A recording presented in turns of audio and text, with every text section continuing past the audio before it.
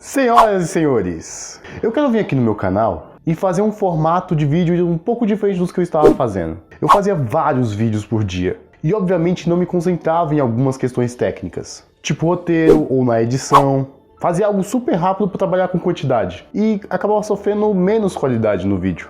Só que, mesmo fazendo a milhão toda aquela quantidade de vídeo que eu fazia por dia, parecendo um nerd da vida... Peraí. Dá vontade de rir, cara. Como é que eu faço pra não rir, por favor? Eu até que mantinha uma qualidade legal ainda. Pô, para pra pensar. Eu já cheguei a postar 4 vídeos por dia, cara. Para um criador de conteúdo sem equipe, isso é muito. Ei, nerd, cuidado. Só que eu sinto que preciso tentar algo diferente dessa vez. Algo que possa ser mais bem elaborado, algo que tenha potencial para chamar e manter mais a atenção de vocês que estão assistindo. E tem muito filme maneiro que eu estou super ansioso para falar mais a fundo desse filme. Com mais detalhes e com uma edição que ajude mais o argumento. Porque eu só picotava as imagens do trailer só. Agora eu vou tentar fazer algo mais complementar com a narrativa e o visual. E um dos filmes que eu estou mais me coçando para falar é do filme que me causou a maior experiência cinematográfica da minha vida.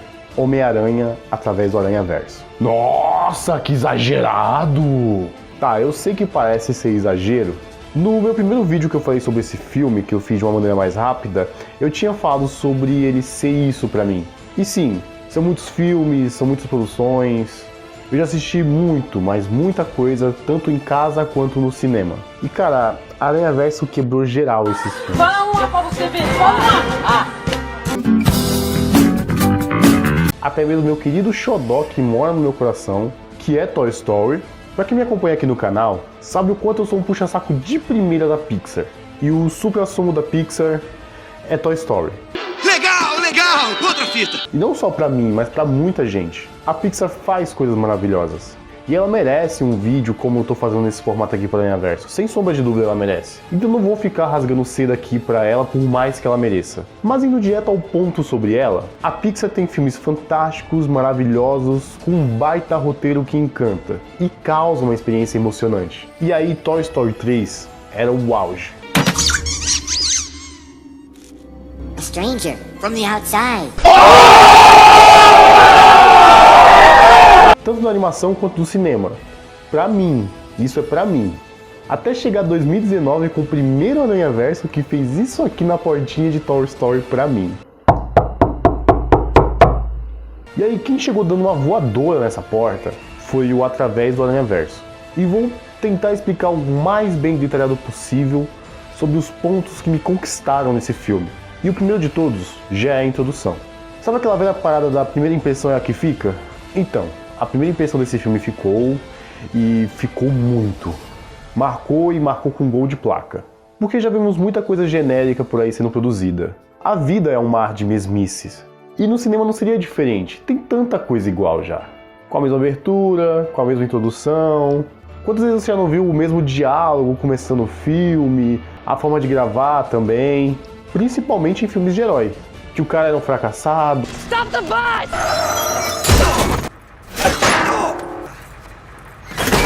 Ou ele passou por um trauma.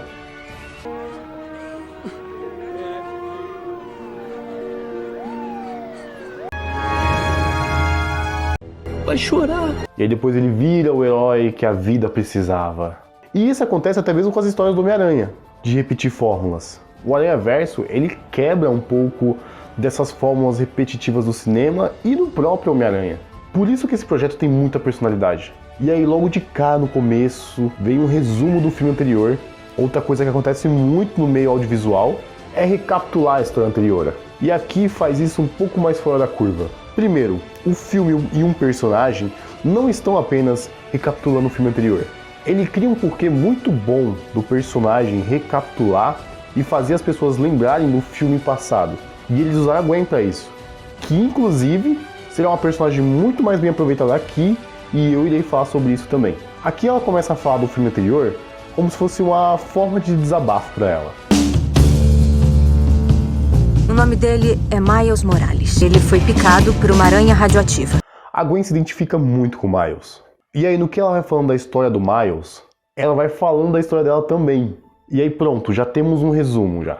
E o começar de um desenvolvimento de personagem. Aqui a Gwen já está se desenvolvendo após esse resumo que ela faz através do desabafo dela. Agora vamos conhecer mais a fundo a Gwen. Eu tô legal! Valeu! E vocês? Que, como falei, ela tem muitas semelhanças com o Miles. Na verdade, a galera dos Aranhas, eles têm algo muito forte em comum entre eles, que é a questão da perca de um ente querido. E com a Gwen não é diferente. Pra mim, foi o meu tio Ben. Para mim, foi meu tio Benjamin. Pra mim, foi o meu pai. Pra mim, foi o meu melhor amigo. E aí vem essa apresentação com formas geométricas, o ritmo do som e as cores. Inclusive, por falar em som, já quero antecipar também um adentro que a trilha sonora, tanto do filme anterior quanto esse filme, são fenomenais.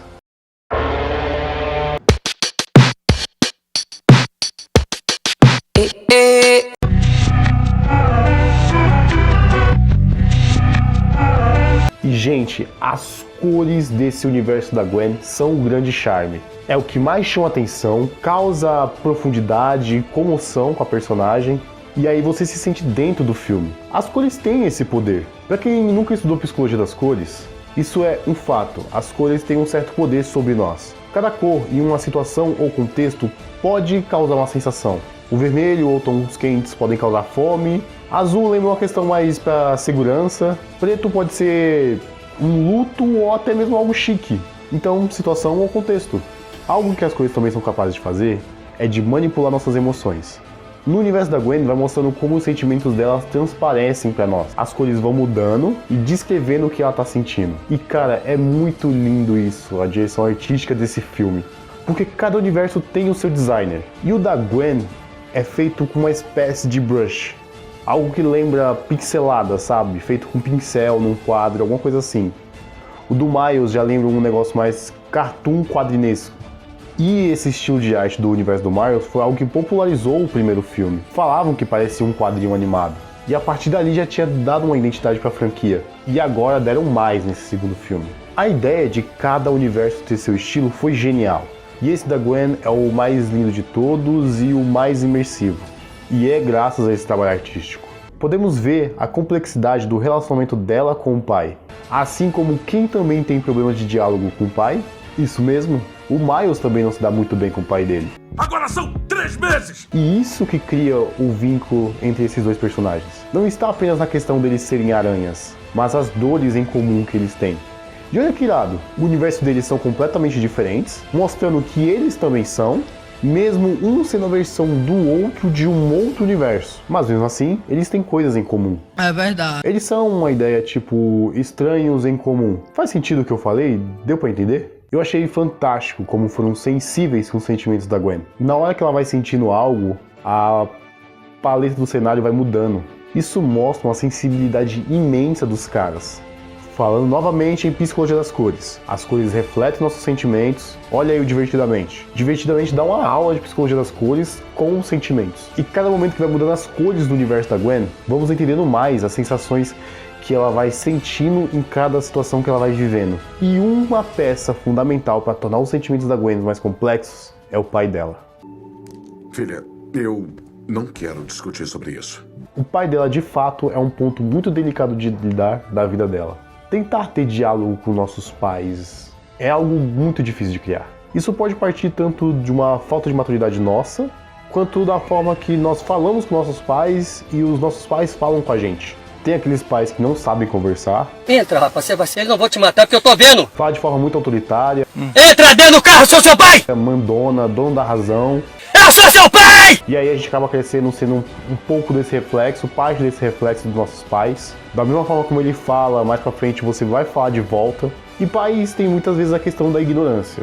Tanto por falta de estudos ou por conta de ignorância. Quê? E essa ignorância parte por conta de falta de estudos ou por conta de orgulho mesmo, que é algo que pode te encaminhar a uma ignorância. No caso do pai da Gwen, pra mim, é puro orgulho. Ele mostra muito orgulho por ser policial. A gente fez progresso no caso da Mulher-Aranha. Tô perto. Eu sinto, filha, tô falando. E ele quer ser policial pra fazer a cidade ser um lugar melhor pra filha dele. Igual o pai do Miles, que também tem orgulho da profissão.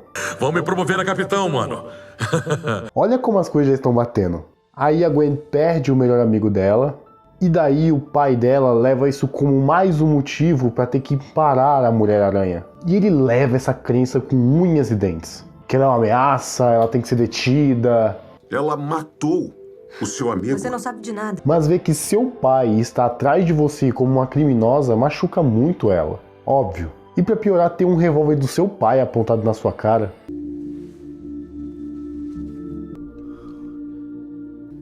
Você tem o direito de permanecer calada. Não se aproxima! É algo que deve ser mais doloroso ainda. Olha, eu nunca tive um revólver apontado na minha cara, mas se eu tivesse essa primeira experiência ser logo com meu pai, eu ficaria destruído. E pra piorar, mesmo ele descobrindo que a filha dele é a Mulher-Aranha, ele mantém isso e ele mantém totalmente por orgulho. Somente para manter suas ideias e suas crenças que ele vem carregando. Ele ali naquele instante não foi razão.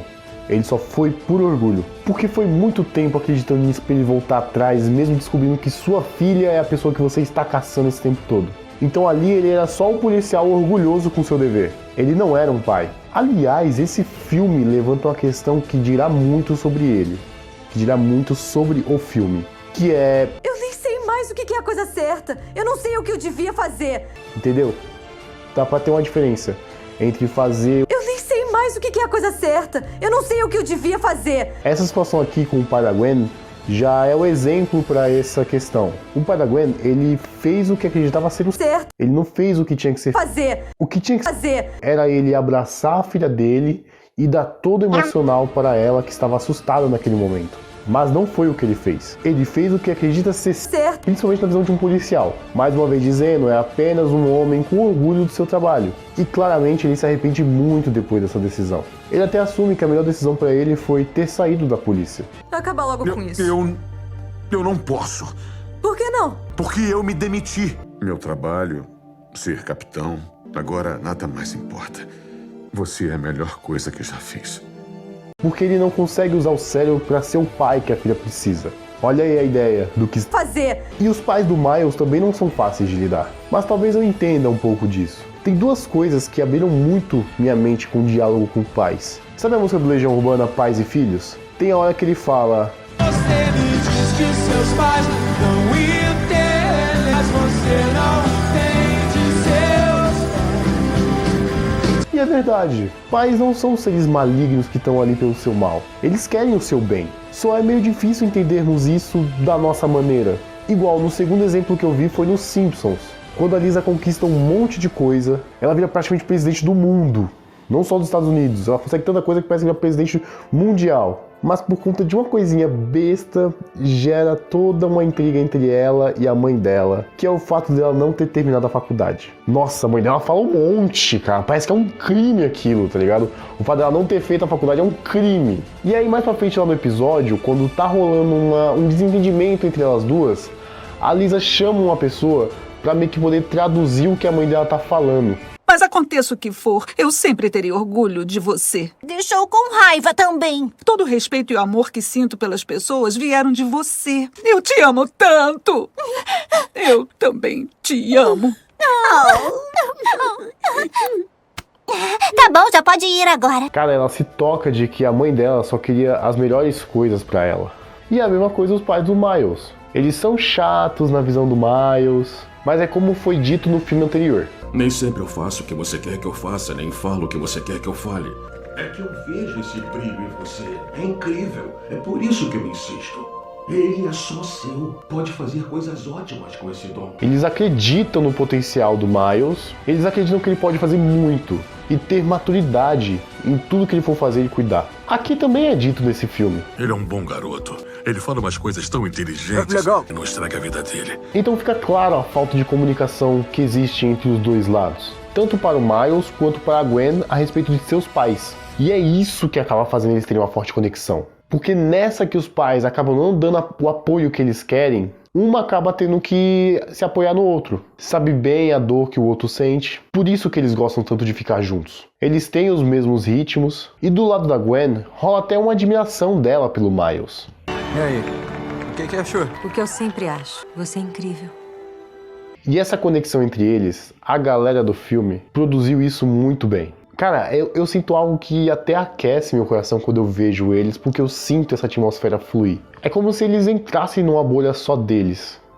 Não existe mais ninguém. É só sobre eles dois, somente eles. Eu falei agora da Gwen mais nesse começo, mas vamos falar do Miles também. Cara, pra mim, disparado, o Miles é o melhor Miranha. Grande Miles, meu garoto! Meu, o moleque tem muito estilo. E isso se enquadra muito na cultura afrodescendente. Cara, as pessoas negras, elas têm muito estilo.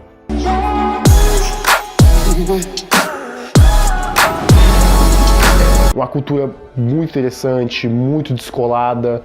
Os caras são muito diferenciados. E aqui no filme eles sabem passar isso no Miles.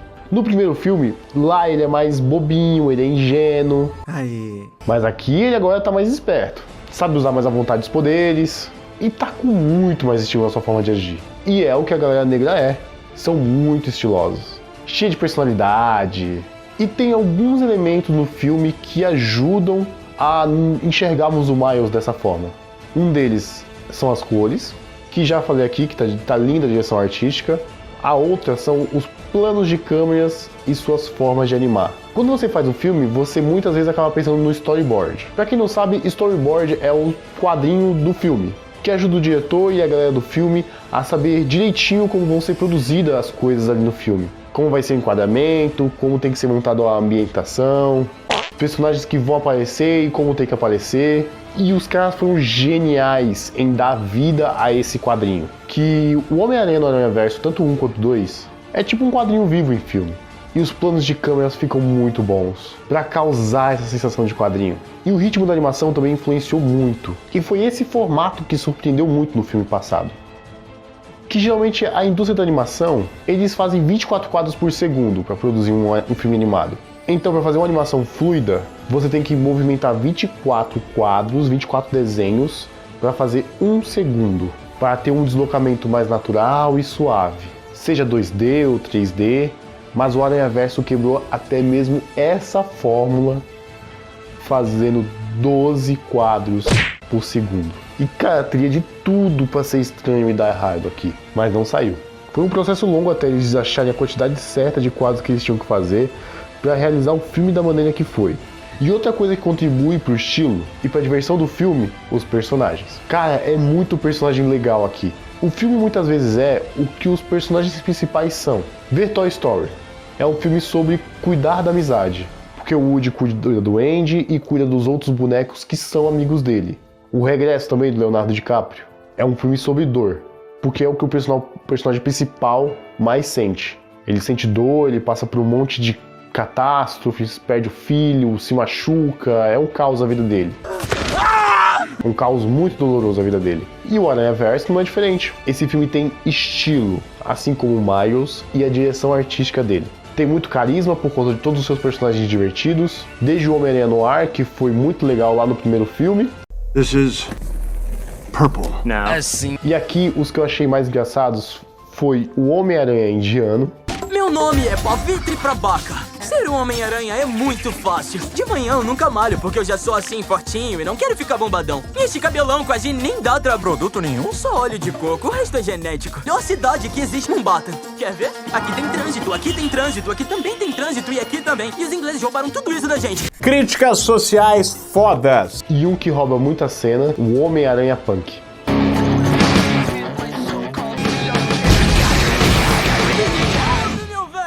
Grande padre, figuraça amor, fala choque. Meu nome é Hope Brown. Fui picado por uma... Não te interessa, tá ligado? Antagonizando fascistas, atuando em manifestações políticas e artes performáticas não permitidas. Eu não sou herói porque quem se diz herói não passa de um autocrata narcisista automitificado. Agora, um que chega na outra história desse filme... É como se esse filme tivesse duas histórias. No começo é o confronto com o Mancha, que foi muito bem desenvolvido com seus motivos para ser o vilão. Ele sofre consequências no primeiro filme para se tornar vilão no segundo. Ninguém leva ele a sério. E isso só alimenta mais o monstro que existe dentro dele. E aí depois ele sai de cena para entrar o novo vilão do filme. Bem entre aspas mesmo. Mas por que entre aspas? Porque esse vilão é o Miguel O'Hara.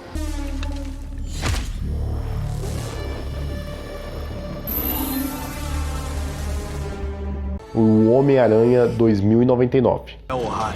Eu lhe do Na multiverso. verdade, deixa pra lá. Ele entra com mais foco na outra história desse filme. E o Miguel, ele é um exemplo também da reflexão principal que esse filme passa pra nós, que é fazer o que eu acredito ser. Coisa certa. Ou devia fazer. Eu vou tentar explicar agora, já que chegamos aqui, vou tentar falar dos dois personagens que são muito reflexos dessa visão. Começando pelo Miles. O Miles, ele faz o que ele acredita ser o certo pra ele. Ele salva as pessoas porque essa é a motivação dele. Ele acredita que isso é o certo. O Miguel não. O Miguel é o contrário. Ele faz o que tem que ser feito, mesmo que isso custe a vida de outras pessoas. Ele tem suas razões para fazer dessa forma. Afinal, ele já perdeu muito e ele foi atrás para consertar, achando que isso seria o certo. Mas aí ele percebe que ele acabou fazendo só mais merda. Então ele decidiu fazer apenas o que tem que ser feito, para manter tudo em seu devido lugar e que ninguém sofra mais consequências. Ele segue essa crença de que se ele fizer só o que ele tem que fazer, ninguém mais sofrerá consequências nenhuma e ele também não será responsável de nada. E ele vai fazer isso, não importa por cima de quem ele tenha que passar. E ele cria um puta ar vilanesco nele. E repara na forma como ele é desenhado. Ele tem pontas, ele tem garras, ele tem dentes afiados, ele tem detalhes que transmitem uma sensação de perigo. Ele é alguém que você olha e pensa que poderia nos machucar. Sabe aquelas paradas de casa que a galera usa, que é afiado pra proteger, sabe? Tipo, coloca ao redor da casa, no muro, são aquelas lâminas, tipo garras apontudas, arame, que são enrolados. Vocês sabem do que eu tô falando. Aquilo você olha e sabe que é muito perigoso. Você consegue olhar para aquilo e entender que aquilo pode te machucar. E te transmite uma sensação de perigo por conta disso. E esse tipo de designer é algo que separa o mocinho do vilão. O mocinho geralmente ele tem um designer mais arredondado, mais fofo, algo que faça com que a gente queira ficar perto dele, que é agradável, a gente quer ter aproximação com esse personagem. Ele causa a sensação de proteção. Agora o vilão ele tem pontas para causar uma sensação de perigo, então faz sentido desenhar dessa forma, pra gente ter esse pressentimento. E o Miguel tem isso. Até no final do filme ele fica com dúvida se ele tá realmente agindo como um herói. Nós devíamos ser os caras do bem.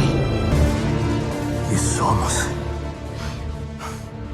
Nós somos. E eu sei lá, porra! O filme responde bem com o seu visual através dos personagens. E esse filme dá uma aula até que nesse assunto, sobre identidade visual. O momento mais gritante do visual desse filme é quando aparece todos os Miranhas. E que é muito Miranha, muito mesmo. Eu acredito que eles pegaram quase que todos os Miranhas que já foram produzidos para diversos tipos de obras. Eu sei que eles colocaram 280 Homens-Aranhas. Falam que isso mais ou menos é a média, ou seja, talvez seja até mais do que isso. E eles respeitaram o estilo de cada Homem-Aranha. Eles respeitaram o estilo, a animação. Fazer tudo o que ele faz. Ora, bolas, serei um monstro. Mesmo cada um tendo seu estilo de ser, eles foram muito fiéis com cada Homem-Aranha. E do nada eu broto com um moletom e um boné para continuar o vídeo. Mas isso não interessa, isso não vem ao caso. Vamos continuar com o vídeo mesmo. E os Homens-Aranha, eles têm aquela parada em comum que eu falei no começo do vídeo. E que cada um desses montes de Homem-Aranha passa exatamente por isso. E mesmo cada um tendo o seu jeito de ser, eles ainda têm algo em comum, que é como eu falei no começo do vídeo. E depois de tanto falar em personalidade, de estilo, que é um filme com duas histórias muito bem desenvolvidas e que tudo tá se conectando, eu te pergunto, como é que teve gente que falou, só ganha por conta do visual? O que você disse? Não é possível, velho, não é possível. Sério, eu não acredito numa pessoa dessa, eu realmente não acredito numa pessoa dessa. Meu, olha tudo que eu falei. Olha o tanto que eu tô descrevendo sobre esse filme, o tanto que eu falei e pela milésima vez que eu vou repetir aqui e com certeza vou repetir nos outros vídeos que eu vou fazer nesse formato que eu tô fazendo aqui com o Aranhaverso. Personalidade. Essa palavra personalidade. Personalidade. Eu vou repetir ela em outros vídeos mais que eu vou falar porque se eu tô fazendo esse formato de vídeo é porque o filme tem muita profundidade no seu jeito de ser, por conta da sua personalidade. E pra quem não sabe o que é personalidade, peraí, eu vou até pegar Eu peguei aqui no dicionário personalidade.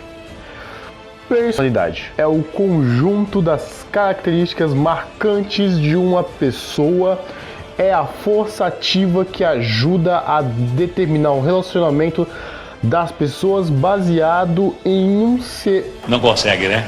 Em seu padrão de individualidade pessoal e social, referente ao pensar, agir e sentir. Ou seja, para esse filme ser esse conjunto de características que formam sua personalidade, ele teve que ter profundidade. Profundidade que nos faz pensar qual é a melhor escolha, o que eu acredito ser o certo ou o que eu tenho que fazer. Sentir a emoção de cada personagem e conhecê-los melhor, como cada um deles comporta diante de determinada situação. E, por último, agir. O agir de toda aventura que os tira da zona de conforto para poderem resolver seus conflitos e provarem suas ideologias. Personalidade. E você vem me dizer que é só bonito? Merda! Que tá ganhando só por beleza? Não é possível que você fale uma coisa dessa pra esse filme.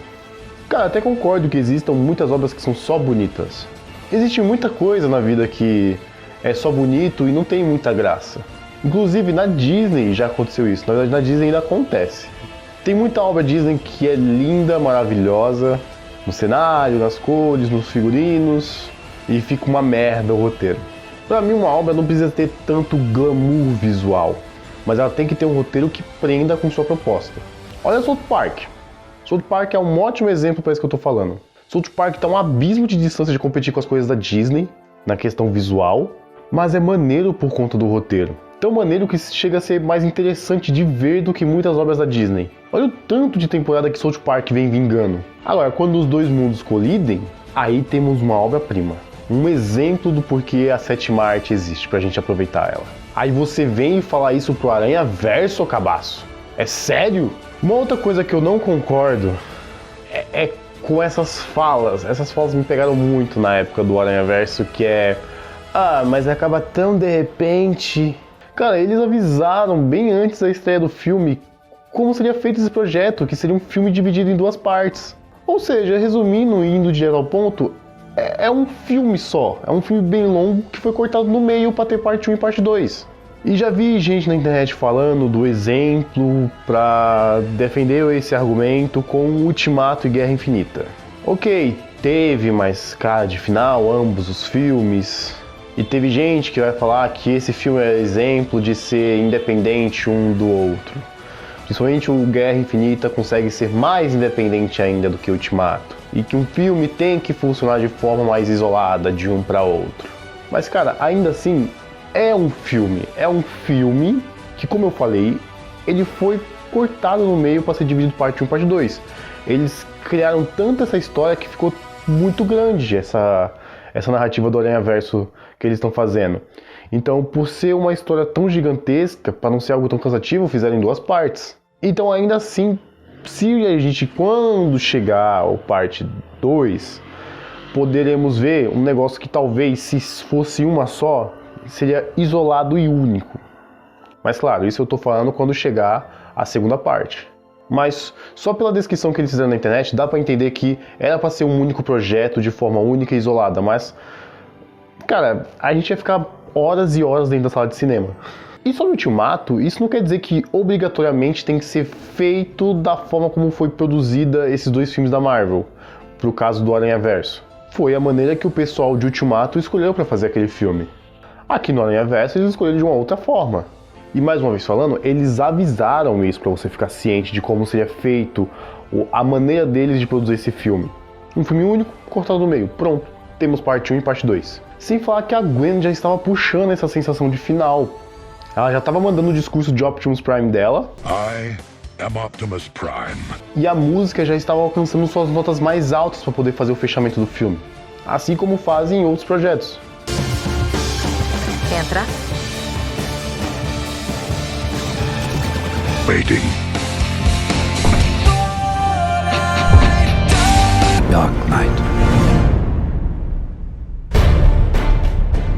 Eu não acho certo tirar pontos desse filme por conta do final dele.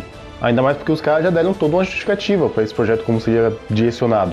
Mas isso é algo que você pode concordar ou discordar de mim aqui nos comentários. E eu também vou deixar 2 vídeos aqui para você poder continuar assistindo.